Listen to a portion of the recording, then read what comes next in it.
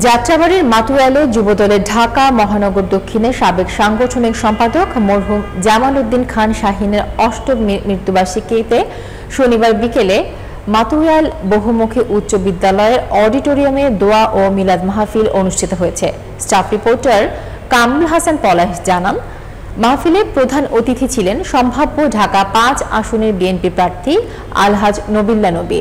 বিশেষ অতিথি হিসেবে উপস্থিত ছিলেন বিশিষ্ট ব্যবসায়ী ও সমাজসেবক ফেরদৌস আহমেদ রনি, যাত্রাবাড়ি থানা যুবদলের সভাপতি প্রার্থী মঞ্জুরুল আলম খান রানা, ৬৫ নং ওয়ার্ড বিএনপির সেক্রেটারি শফিক খান, ডেমরা থানার স্বেচ্ছাসেবক দলের সেক্রেটারি প্রার্থী আশফাক উদ্দিন আরিফ এবং মরহুমের জামাতা ও মাতুয়াইল ইউনিয়ন ছাত্র দলের সাবেক সাংগঠনিক সম্পাদক আরিফ মীর।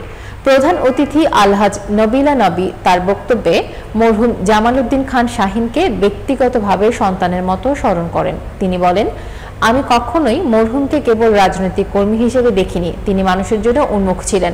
তিনি বেঁচে থাকলে ঢাকা মহানগরকে নেতৃত্ব দিতেন। নবী আরও বলেন, চলতি সময়ে আন্দোলন দমনের উদ্দেশ্যে তাদের উপর নানা ষড়যন্ত্র হয়েছিল।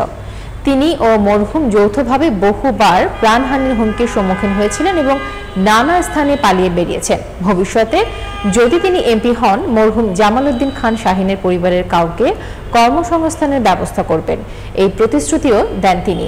তিনি মরহুমের আত্মার মাগফিরাত কামনা করে সকলের জন্য দোয়া চান।